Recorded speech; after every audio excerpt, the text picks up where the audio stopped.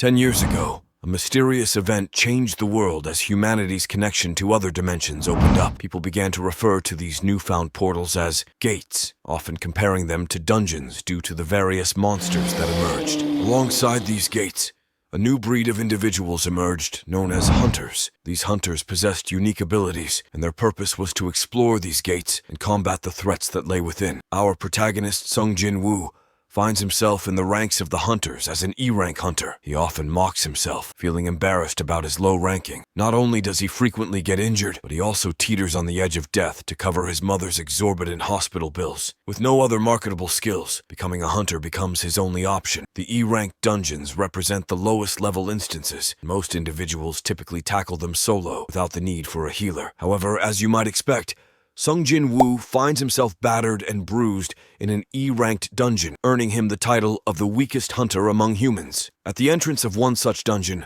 a group of hunters, including Sung Jin-woo, assembles to organize a raid. Participating in such raids provides an opportunity to earn some extra income. The team is led by a hunter named Song Chi-yul, and a healer named Lee Ju-hee is also part of the group. In total, 17 hunters embark on this mission. As a brilliant blue light flashes, the hunters enter the dungeon, employing their unique skills to eliminate the monsters within. These monsters drop valuable magic crystal stones, sought after for acquiring weapons or exchanging for currency during their rest periods. During the exploration, someone stumbles upon a hidden entrance, which leads to the legendary Double Dungeon. The difficulty of this double dungeon remains unknown, leading to a debate among the team members. Team leader Song suggests a vote on whether to enter. When the votes are evenly split, Sung Jin-woo, the last to cast his vote, makes the decisive choice to enter. He has no other option, as his sister's tuition and his mother's medical bills hang in the balance. For his family, he chooses to push himself to the limit. Upon opening the massive double dungeon door, the group finds themselves in a mysterious palace. An eerie atmosphere prevails as they encounter a row of gigantic stone statues,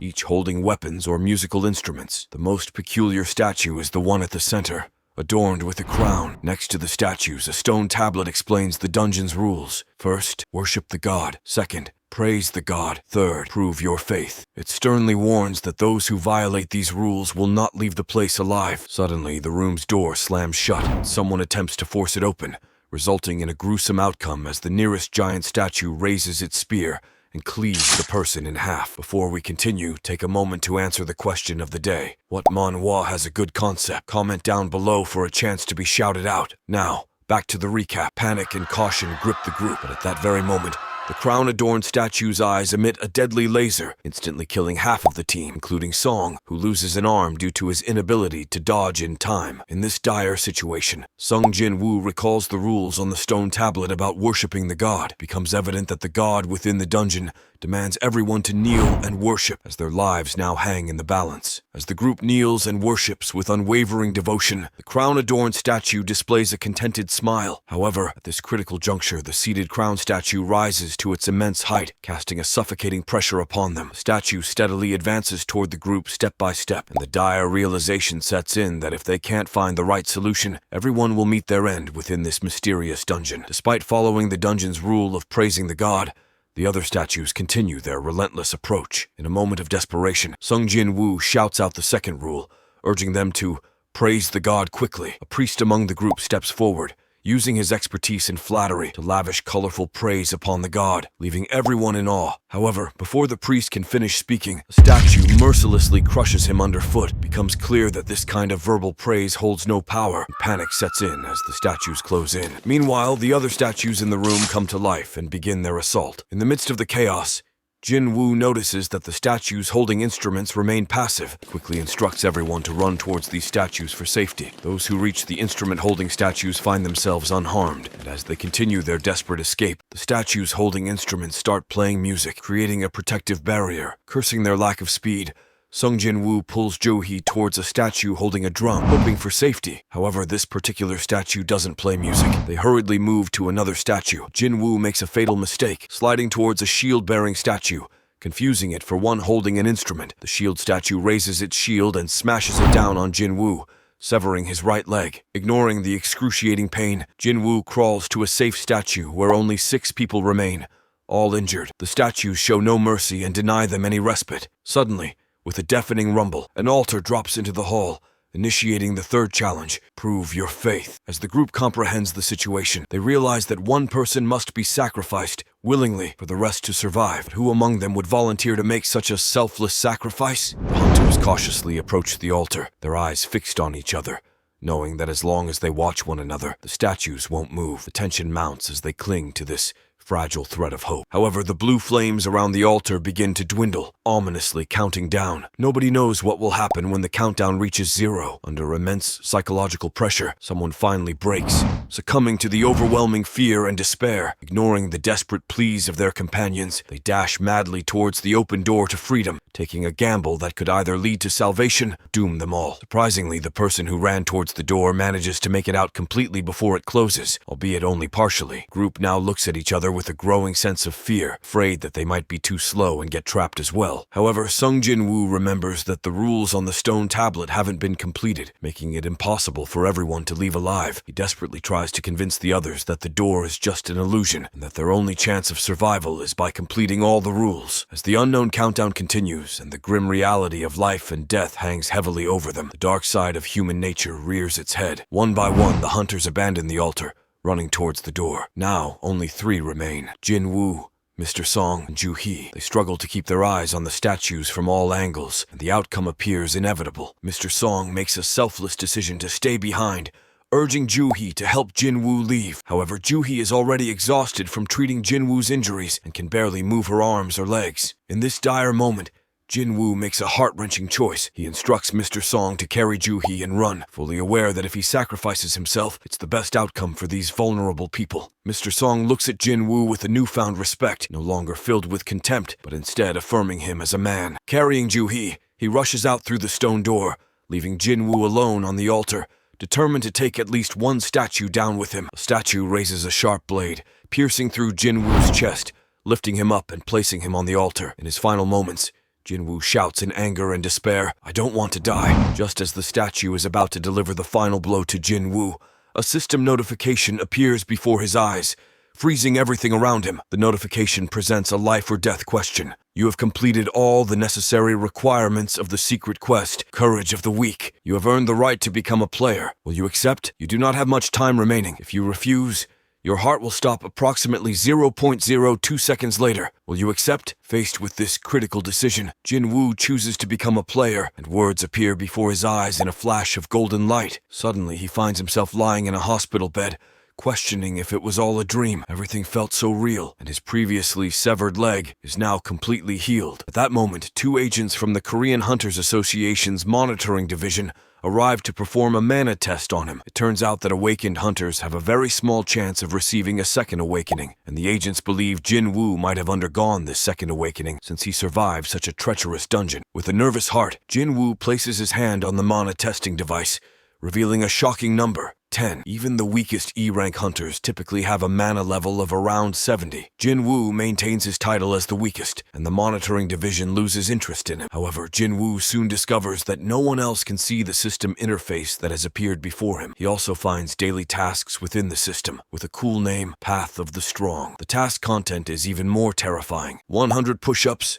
100 sit-ups, 100 squats, and running 10 kilometers. Sung Jin-woo couldn't help but wonder if he was on the path to becoming a superhero like Saitama, as he faced this seemingly extreme training regimen. However, he decided to sleep on it, not realizing that there were penalties for failing the daily tasks set by the system. To his astonishment, Jin-woo soon found out that the punishment for failing the tasks was far from a joke. He was abruptly teleported to a scorching desert, and a colossal creature, giant centipede, appeared before him. Fortunately, Jin-woo had the advantage of his newfound cheat-like ability. In a split second, he made a life-saving decision and sprinted through the desert for 4 grueling hours. When he returned to his hospital room, he was covered in sand. Had he been even a moment later, they might have started filming a movie about him. Through this experience, Jin-woo began to realize the power of the system interface. Completing the daily tasks not only rewarded him, but also allowed him to upgrade his attributes using the system. After a few days of hard work, Jin-woo examined a drop-class dungeon key in his hand,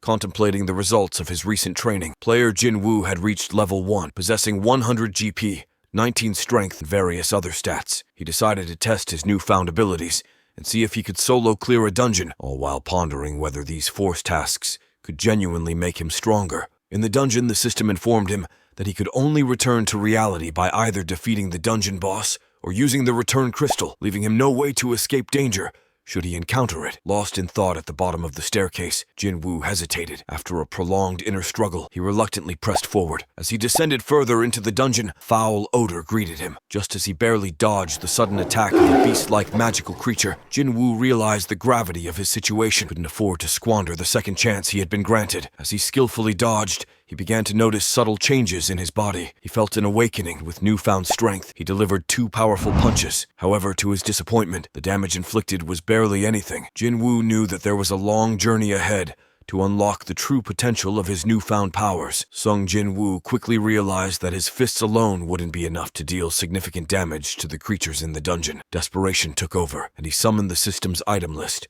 pulling out the only weapon available, a sword. Though he wasn't entirely sure why it was there was no time to ponder. He swiftly finished off the monster in front of him and discovered that the sword had belonged to Mr. Kim. The system also notified him that with each level up, all his attributes would increase by 1 point. As more creatures attacked, Jin-Woo, who had previously experienced the terrifying pressure of the stone statues, found these monsters to be relatively weaker and showed no mercy. He went on a rampage, continuously killing monsters, leveling up and delving deeper into the dungeon. After reaching level 15, he could clearly feel himself growing stronger. He also learned how to gauge the threat level of monsters. If the system displayed a monster's name in white, it posed no threat, and he could attack without hesitation. If it was in orange, the monster was of equal strength. However, if it appeared in red, the system advised him to run away without looking back. Finally, he arrived at the boss room. Without hesitation, he decided to proceed. However, the boss attacked, sending Jin-Woo flying with a single hit, and his sword shattered due to insufficient durability. Clutching the broken sword, he stared at the orange-named creature, the serpent swamp ruler,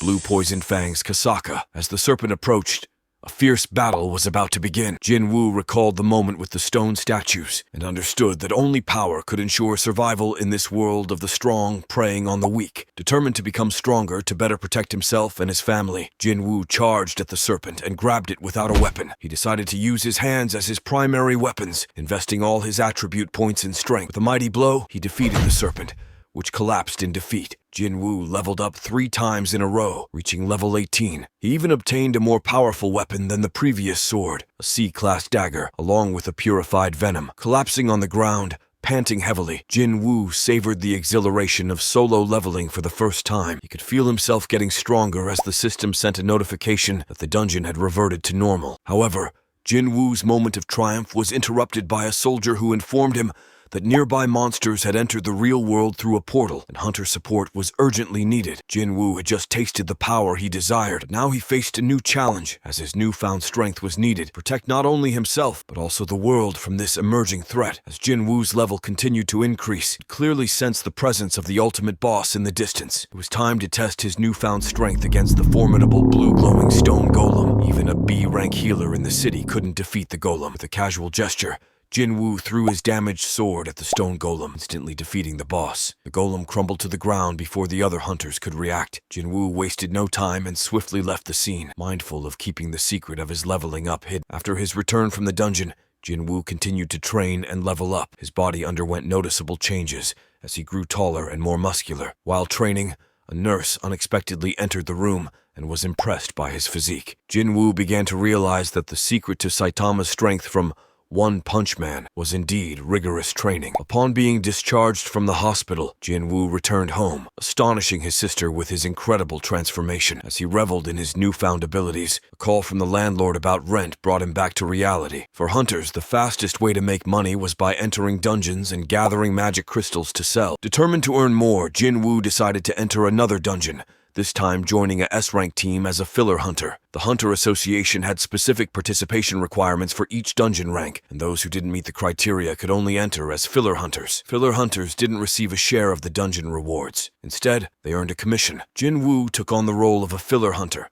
entering a C-rank dungeon and effortlessly made money without engaging in combat. However, his easygoing expedition took an unexpected turn when a shining figure appeared, a fellow filler hunter named Yu Jin-ho. Although Yu Jin-ho was only a C-rank, he wore expensive equipment. Surprisingly, this rich second-generation individual was warm and friendly. Seeing that Sung Jin-Woo was only a C-rank, Yu Jin-ho patted him on the shoulder and said, "Don't worry, I'll protect you." Jin-Woo couldn't help but feel a mixture of curiosity and gratitude toward this newfound acquaintance, as they embarked on their dungeon adventure together. As everyone entered the dungeon, the rest of the team took charge of fighting monsters, while Sung Jin-woo assumed the role of carrying supplies. Following closely behind, the darkness of the dungeon prompted them to light torches to illuminate their path. Suddenly, a swarm of insects and magical beasts descended from the sky, posing a significant threat. However, the attack team swiftly coordinated their assault, quickly resolving the situation. Jin-woo couldn't help but sense that the team leader, Hwang Dong-suk, was giving him and Yoo Jin-ho, the fellow filler hunter, an ill-intentioned look, as if they were dead weight. As they approached the chamber of the dungeon's boss, Hwang Dong-suk unexpectedly left Jin-woo and Yoo Jin-ho behind to guard the entrance, claiming that he needed to retrieve tools for mining magic crystals. However, this turned out to be a treacherous betrayal. The team leader and his group were part of the Lizards, a slang term for hunters who abused their powers to commit crimes inside dungeons. The dark deeds that occurred within dungeons rarely went public, as there were no security cameras to record events, making it easy to commit murder or robbery without leaving behind concrete evidence. In this case, they not only aimed to monopolize the magic crystals, but also planned to kill Yoo Jin-ho, whose valuable equipment alone was worth more than the dungeon's rewards. The explosion triggered by the team leader sealed the entrance of the boss's lair with fallen rocks. Jin-woo realized they had been betrayed and that their lives were now in grave danger. As the final boss, a giant spider, awakened and approached them, Yoo Jin-ho, though afraid, stood bravely in front of Sung Jin-woo,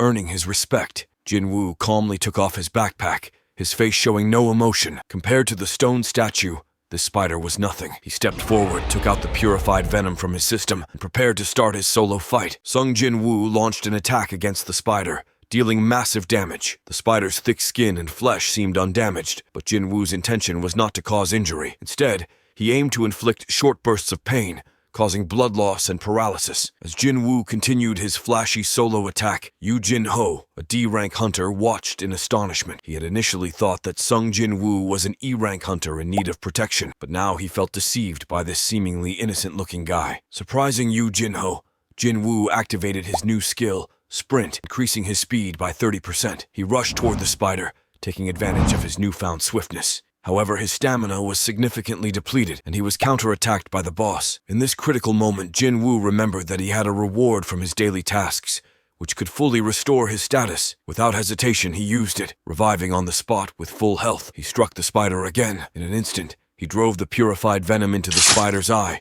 triggering paralysis. Then, mercilessly, he slashed the spider to death. Sung Jin-woo leveled up 3 times, leaving Yoo Jin-ho, who watched his solo performance, sweating profusely. He couldn't help but wonder if such a strong person could really be an E-rank hunter, or if Jin-woo was a cheater, a term for those who hid their true levels and specialized in killing hunters in low-level dungeons. Yoo Jin-ho quickly grasped the gravity of the situation and picked up the baggage they had left behind. He addressed Jin-woo, saying, "Brother, you've worked hard. You thirsty? Please drink some water, and don't kill me." At this moment, the entrance to the boss chamber was blasted open. The previous attackers returned, only to be shocked by the unexpected outcome. They had believed that only Yoo Jin-ho could have the strength to defeat the boss. Now, they faced a dilemma. They could either join forces with Yoo Jin-ho or eliminate him. Faced with a life-or-death decision, Yoo Jin-ho resolutely chose to stand with Sung Jin-woo against the attackers. In this critical moment, Jin-woo's system issued an emergency mission to eliminate enemies with murderous intent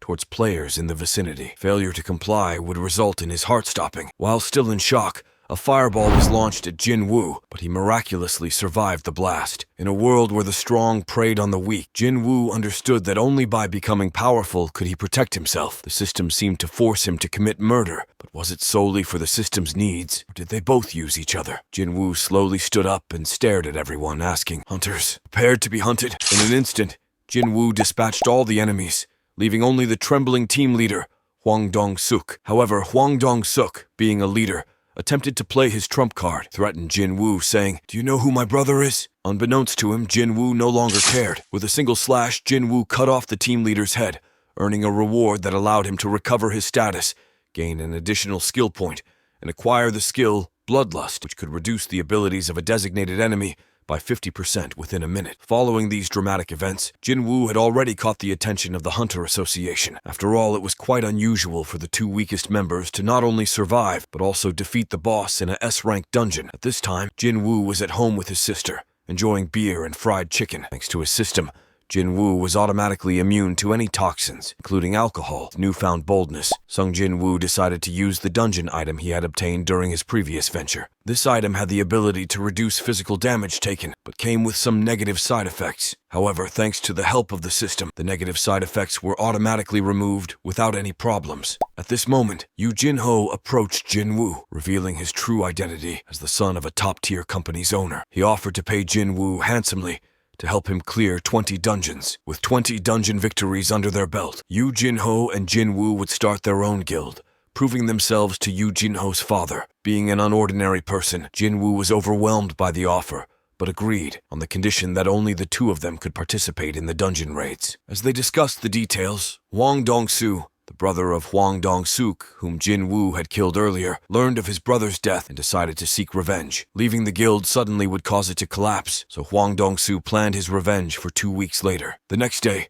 Sung Jin Woo had a sudden idea to complete extra daily tasks, earning a key to enter a demon dungeon. He used the S-rank dungeon key and prepared to solo the dungeon once again. Upon entering, he encountered a massive 3-headed dog. As the giant wolf charged at him, Jin Woo activated his title, Wolf Slayer, which increased all his abilities by 40% when dealing with beast-type monsters. He used the sprint skill to launch several attacks, and then activated the Bloodlust skill. However, due to the high resistance of the Firewolf, his attacks were ineffective, and his own health kept dropping. At the critical moment, Sung Jin Woo used the system's reward to restore his condition and successfully counterattacked, obtaining various valuable loot items. Among his loot, he gained an agility and perception-enhancing necklace, a key to the Demon Castle's gate, and the fangs of the 3-headed dog. Even the Hell Gatekeeper, Cerberus, proved to be incredibly powerful. Although Jin Woo leveled up 4 times, he realized that his strength was still not enough. Opening the gate now would be like giving his life away, so he decisively exited the dungeon, planning to grow stronger before returning. A few days later,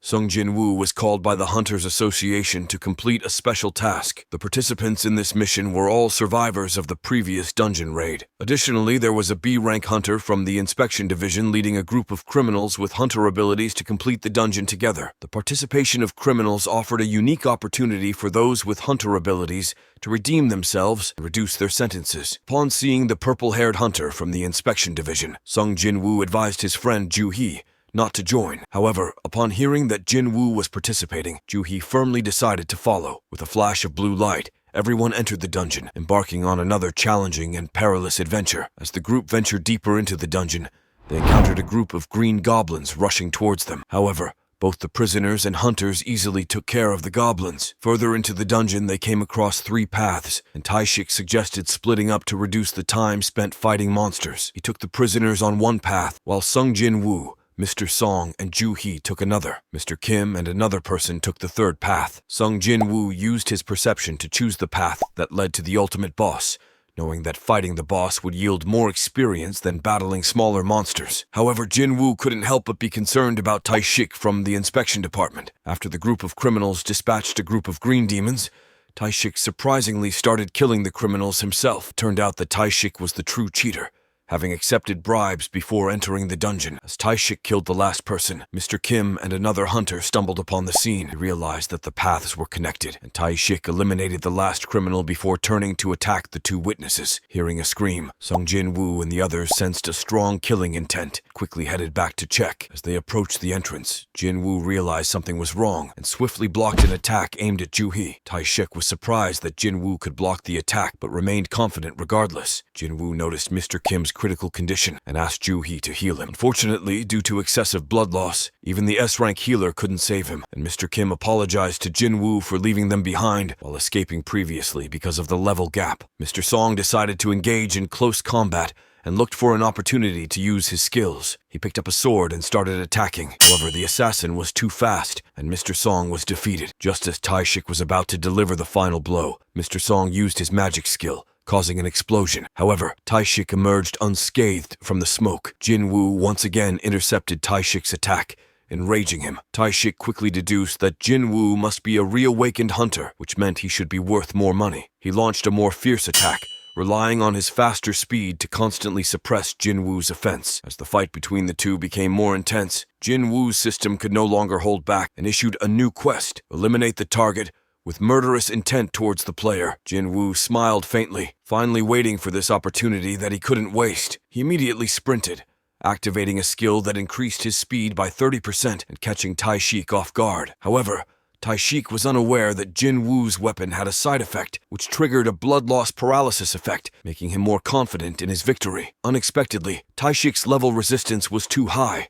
granting him immunity to Jin Woo's attacks. He instantly activated his invisibility skill, considering it a waste to use such a skill for fighting instead of doing more important things. Taking advantage of his invisibility, Taishik quickly disabled Jin Woo's leg and taunted him, asking if he could still move fast. However, Jin Woo had an ace up his sleeve. He used a system benefit to restore his condition, instantly regaining full health and energy. As they continued to fight, Jin Woo seemed to have found a way to counter Taishik's invisibility skill by sensing the opponent's murderous aura. Just as Taishik launched an attack, Sung Jin Woo instantly captured the aura and activated his counter skill, seizing the opportunity while the opponent was unable to move. Jin Woo finished Taishik off with a single strike. With Taishik's death, he dropped an item called Stealth, containing the invisibility cloak skill. The system also rewarded Jin Woo with 5 additional ability points. Jin Woo left the others behind since he couldn't let the opportunity go to waste and decided to solo another boss before leaving. With Jin Woo's newfound strength, even a D-rank boss was no match for him. As soon as he exited the dungeon, he encountered the chief of the monitoring division, questioning who killed Taishik. At this moment, Mr. Song stepped forward and claimed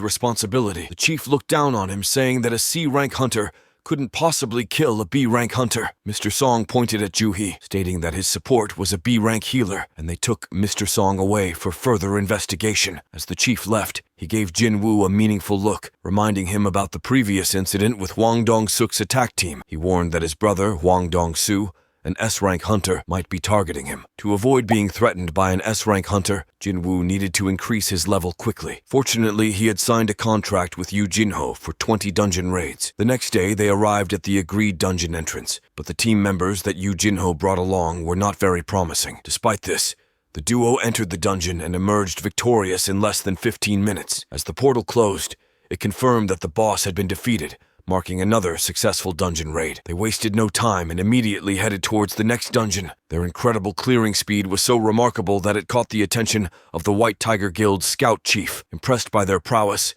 the scout chief decided to approach them with a recruitment offer. Inside the dungeons, monsters cowered in fear at the sight of Sun Jin Woo, who tirelessly grinded for levels, eventually reaching an impressive level 39. He mastered advanced dagger techniques, honing his ability to strike vital points with precision and even attaining invisibility. As he familiarized himself with these new skills while continuing to level up, the system suddenly announced the start of a job advancement quest. At that very moment, the members of the White Tiger Guild arrived at the dungeon's portal, just as Sun Jin Woo and Yu Jinho were exiting. Sun Jin Woo wasted no time, immediately asking Yu Jinho to clear his schedule for the next day. Completing the job advancement quest and increasing his abilities became his top priority. As they exited the dungeon, the White Tiger Guild members quickly approached them for a private chat. Without beating around the bush, the chief directly offered to pay double the amount that Yu Jinho had been offering Sun Jin Woo.